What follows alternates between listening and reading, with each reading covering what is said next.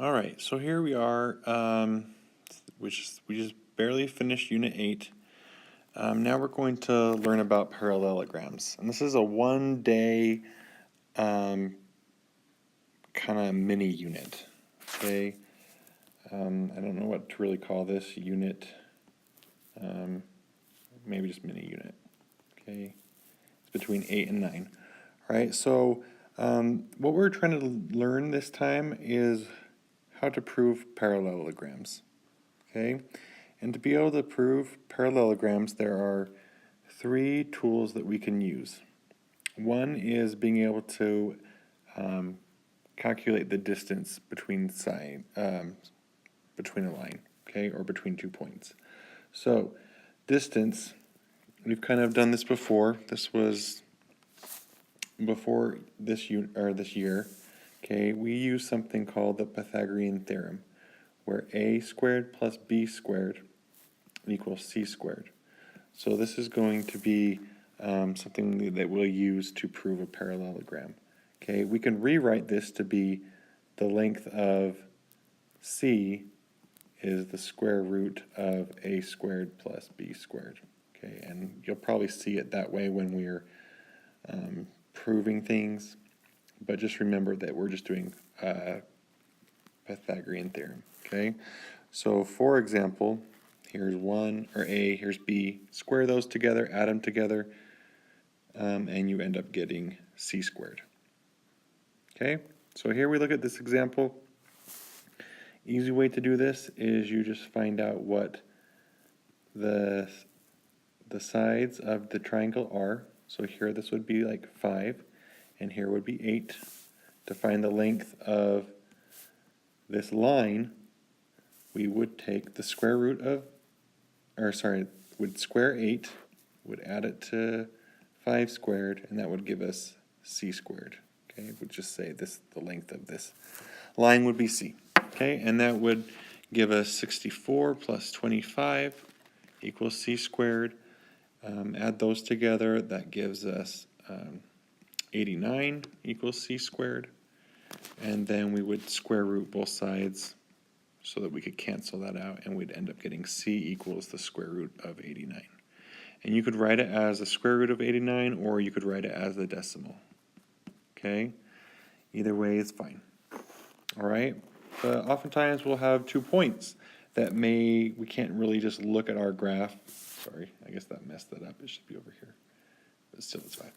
All right, so if we had 2 points,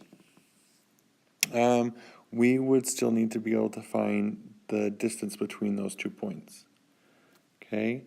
And to be able to do that, we're going to use the same equation. But when we compare what we did here, let me erase that and try again. Okay. When we did this, when we calculated that length of the side of the triangle, we found out it was 8. But how we calculated that really is what we're saying, what is the difference between the y values? So here this is 4, this is negative 4. If we take the difference, 4 minus a negative 4, that gives us a positive 8. Okay, so in reality what we're doing here is we're doing y1 minus y2, or vice versa. You could have it as y2 minus y1. Okay, and then for the x's, we would do the same thing. We would do the difference between those two. So here we have 1, here we have negative 4. The distance or difference between those would give us 1 minus a negative 4, gives us 5. Okay, or you could say that as x2 minus x1. All right, so that gives us our a and b. So if we had this, we could say a generic equation we could use to find that c value, c squared, or c. We could write it as c equals the square root of x1 minus x2 squared plus y1 minus y2 equals, or squared, okay? And that's basically what we did for A. And this could just be a generic equation that would work for any 2 points. All right, so for this one, we would say C equals the square root of x1 would be 4, and this one would be -8. We'd square it. Oh, but it's, sorry, messed that up. This should be minus a -8 squared plus y1 would be, I'll change a different color here. Y1 will be -3 minus a -6 squared.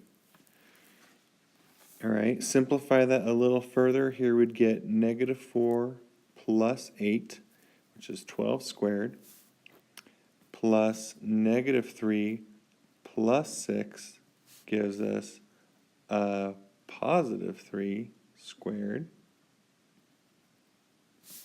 Square rooted it, okay? And we can continue, say the square root of 1, this is 144 and 9.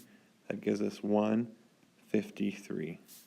So your answer here could be y equals the square root of 153, or you could write it as a decimal, okay? I like it as just a root because then we know that it is the exact answer. If you use the decimal, we know that that would be a irrational number, meaning that the decimal would go forever. And so we would never be able to write down the exact answer. But if we write it as the square root of 153, then it's an exact answer, okay? So I prefer, if you can, to write them as the square root of a number, okay? Midpoint. So here, we want to kind of find out what the midpoint is. Midpoint is the middle of a segment or a line, okay? So here, this is a line for A, and we want to find the middle point. So here, we want to find the difference between these y values. The middle would be, well, would go over 1, 2, 3, 4. Would go over 1, 2, 3, 4, and we would know that this would be our midpoint, okay?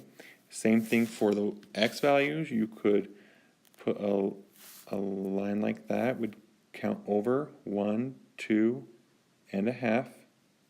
And on the other side, 1, 2, and a half.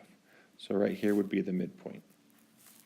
And we would write that as an ordered pair, which would be, I'll maybe write it over here, -1.5, comma 0. So this would be the midpoint.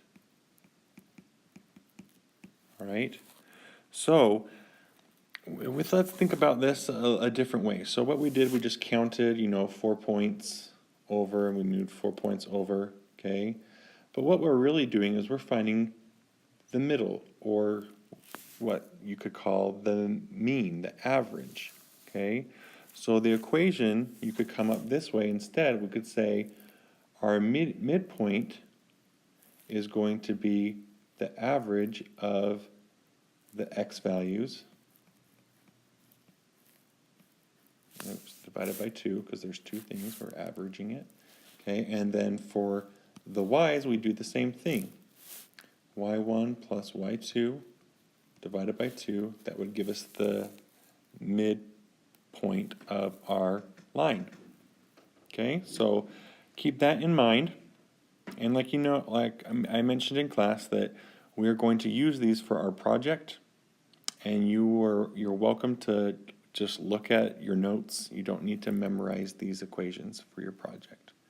Okay, so for example here, we want to find the midpoint of these 2 points. And obviously it's a little harder if you can't see the graph. Okay, but since we have this new equation, it doesn't matter if we have points or if we have a line on a graph. So here we'll use the same equation. We'll do x1 plus x2, that'll be 4 plus 10 divided by 2, and then we'll do it for the y's. We'll do -1, we'll add that to -5, divide that by 2, and then we will just simplify. So for the x's, we'll get 14 divided by 2, which is 7. And then for the y's, here we get -6 divided by 2, or -3.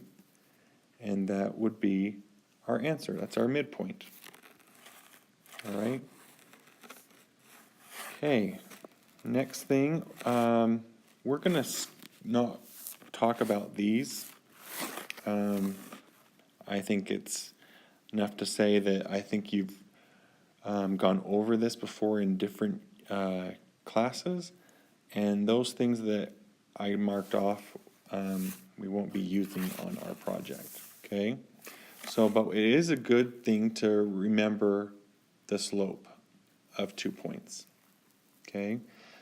So we use slope a lot when we're doing the y equals mx plus b, the linear equation. And if you remember, m is our slope, and to calculate the slope, it's rise over run. Okay, and that helps us a lot when we have a graph and we have a line and we want to try and find, you know, something like rise over run or something like that to find your slope. But we will be working a lot with coordinates. Okay, and when we do coordinates, what we're going to need is to use what we used in our last unit. We'll use something like y2 minus y1 divided by x2 minus x1. So if we had a point here and we had a point here, we want to calculate what the rise and the run is. So the rise, if this was y1 and the y value for this one was y2, to find the rise, we're just going to take the difference between these two values. This gives us our rise, okay? And then if we wanted to find the run, we do the difference between the x's. Or I guess that would be x1, and this would be x2. All right? We'd plug those things in, and that's awesome. Okay? And we'll use that a little bit, and hopefully that makes sense when we do it, okay? So when we do parallelograms, it's important to realize that two lines are parallel if they have the same slope. Okay? And we won't be using perpendicular lines, but two lines are perpendicular if they have the opposite sign and the reciprocal. So for example, if we had an equation or like a slope like 1/2, to find the perpendicular, you would do the reciprocal, and we would change the sign, or -2. Okay, so it's just a review. We won't be using perpendicular lines at this point, okay? But we do need to know that parallel lines have the same slope, okay? Okay, next. I would like you to, if you can, pause here and see if you can fill in these spots. Okay, there's a diagram of a parallelogram. Study this diagram and see if you can figure out I guess I should say 5 properties of parallelograms. Okay, so pause here and come back to me when you finished. All right, so opposite sides are ones like this would be opposite sides. Just change their colors so you can see opposite sides. And then the other ones would be blue, okay? So opposite sides, if we look at those, what do you notice? Okay, so if we look at those, we see, well, the red ones, both sides, are 7 inches, okay? And the vertical ones are the same. So the top one is 12 inches, and the bottom is 12 inches. Just making a video. Yeah. Sorry. No, no problem. Yeah. Okay. All right, so I'm supposed to go home now. I'm trying to do this really quick. All right, so notice here that the opposite sides are the same. So they are, another word for that is congruent.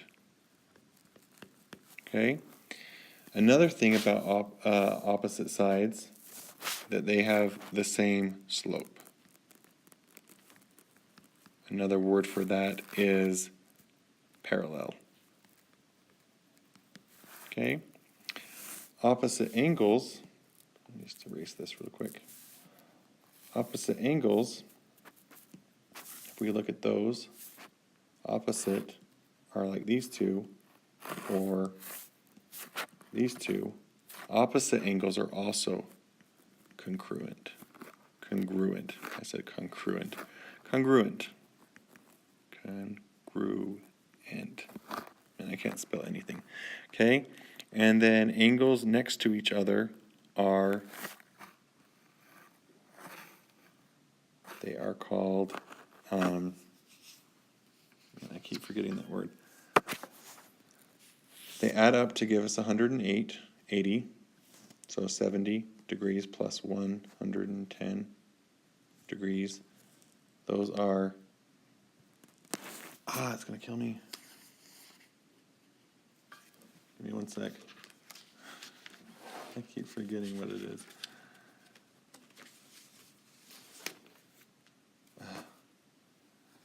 Supplementary, okay?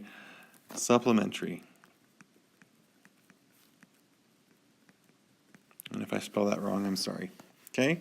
So they add up to give us 180. And then the last thing, let me just erase all this stuff.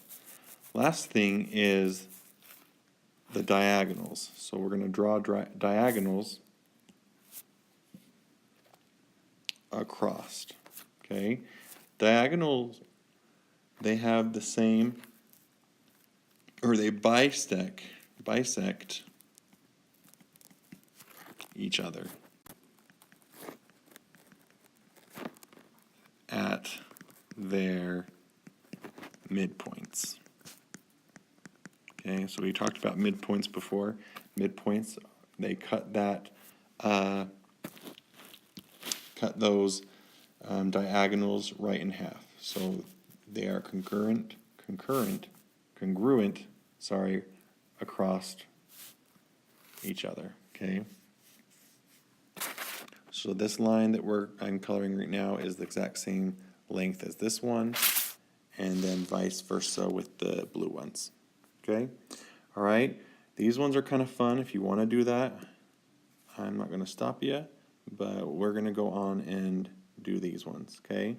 So here, some of my classes I talked to you about this, and instead of doing that, we're going to go and look at the foldable. Okay, this is something hopefully you grabbed in class. So here, these are the 4 ways using coordinate geometry to prove that quadrilateral is actually a parallelogram. Okay, so you can use slope. We talked about that already from the notes. Also talked about distance. Okay, this is the Pythagorean theorem, just kind of moved a little bit. Okay, you could rewrite it as d squared equals these values, and then it looks just like the Pythagorean theorem. And then we have the midpoints. So basically you take the average of the x's and we average the y's, and that gives us our midpoint. The third is using both the distance and slope, and we'll talk about that when we look at this part. Okay, so the first thing you're going to do, this is part of your homework, and so I'm not going to fill it all in for you, but you're going to choose some sort of parallelogram, and you will write down their vertices. Okay, when you write down the A, B, C, and D, they need to be in order. Okay, so you would start at a point and you would go around. You can do it the opposite way around, but as long as they're in order, then these will all work out just great.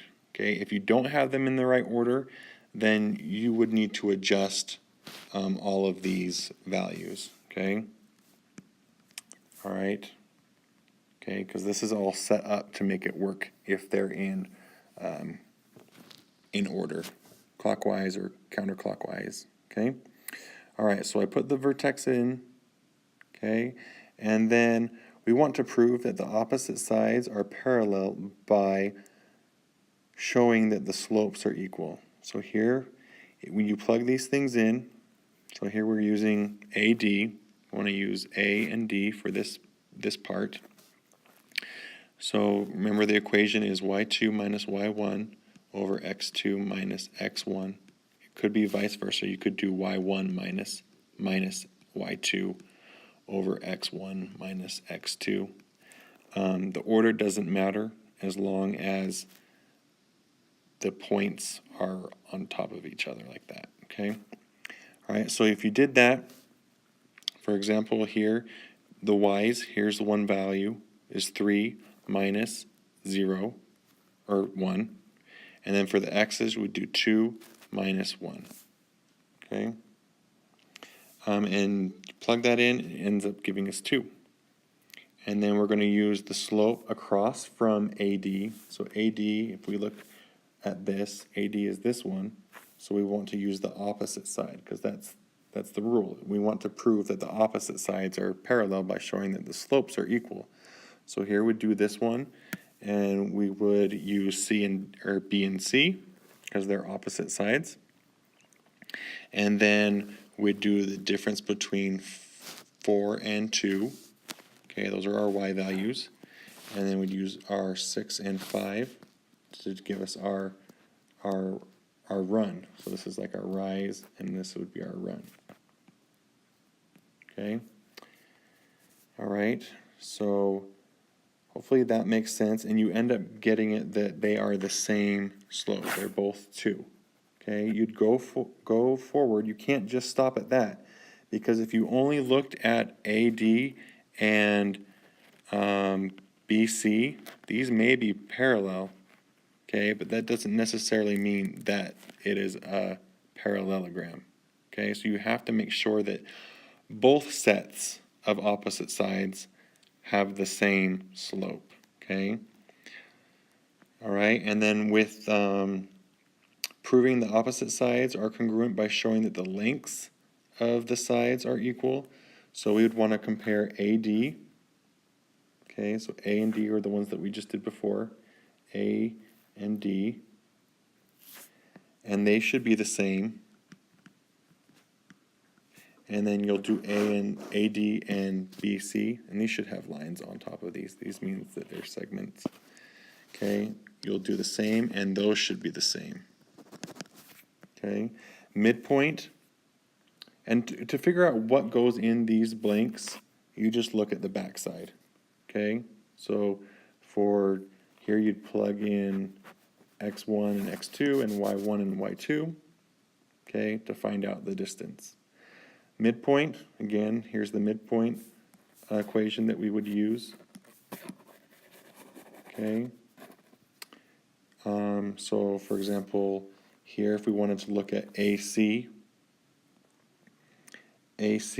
so this is like x1 plus x2 for AC.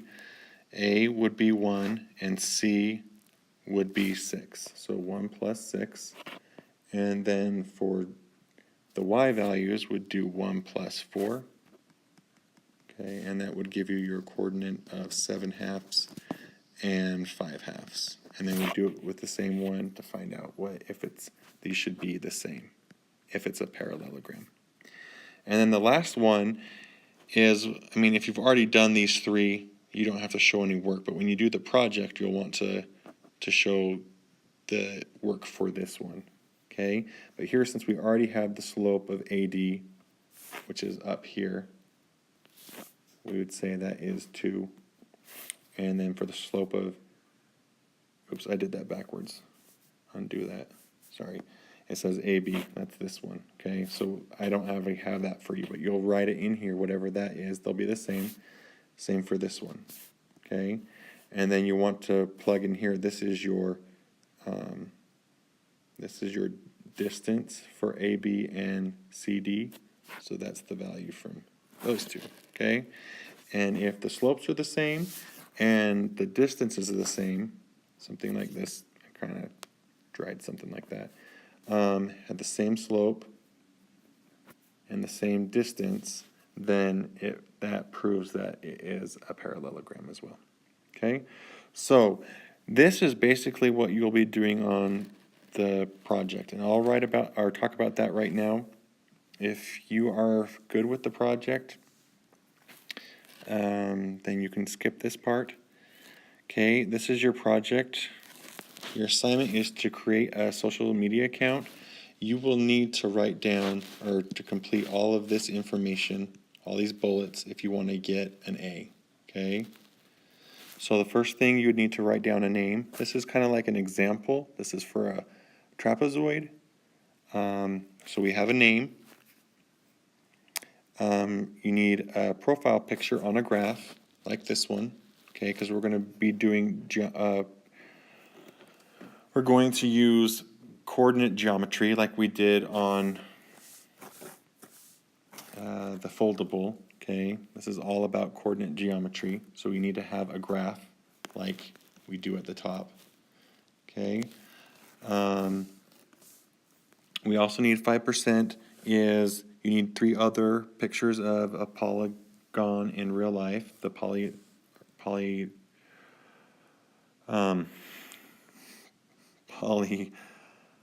parallelogram. Okay, sorry, I'm getting stuck and I'm tired. So here we go. We have 3 pictures of it here.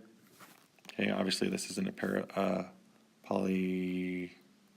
parallelogram. Okay, so 1, 2, 3. All right, you need to prove that your shape is a parallelogram. Okay, you can use it by any of those 4 methods.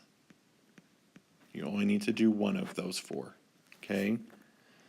All right, so I don't have that proof on here, but you should put it here and continue on the back side.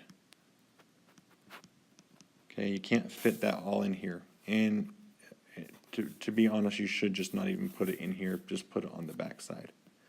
Okay, so you'll use one of those 4 methods. Okay, and the other is you need to have 3 friends that are somehow related or connected to your parallelogram. Okay, so in class I gave you like a family tree for a parallelogram, something like this, and a parallelogram is also a rhombus. A rhombus means that all the sides are exactly the same. Okay, there's also a square, or I guess this one's more like a rectangle. So all the angles are 90 degrees, and the opposite sides are also congruent. Okay, and then we have a square, which also has right squares, right angles, and all 4 sides are congruent. Okay, so these are kind of like the 3 friends that you could use, and you need to prove that they are related. So you will use these same 4 methods to prove that it is also a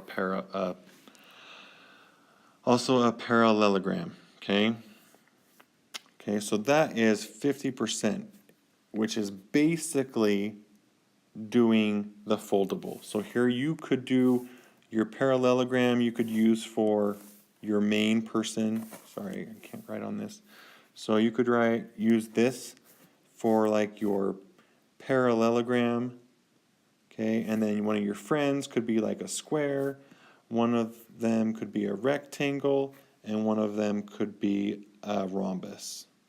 Okay, where they're all the same length. Okay, so you will need to prove all 4 of those people. Each of them needs to use one of those 4 methods. So you'll be using every single method, just one for each shape, okay, or friend. All right.